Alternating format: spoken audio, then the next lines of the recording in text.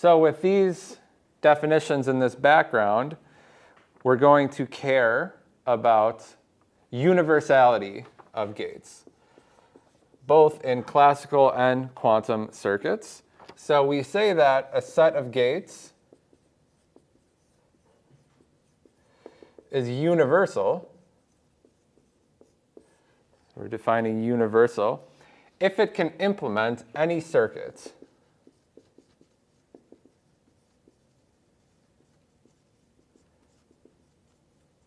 And circuits equivalently we can think about as functions of bits.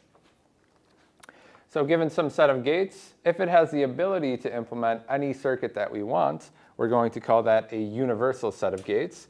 Obviously, you can think why we care about this, right? It's going to be able to do anything. So we like to work with universal gate sets. What we're going to show today is the following theorem.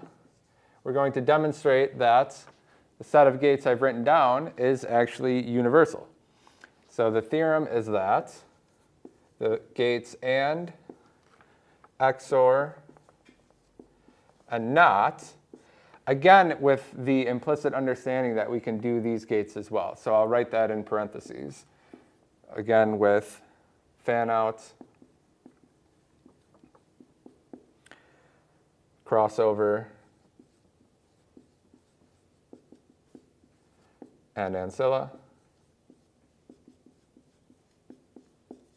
is universal. All right? So a very powerful thing.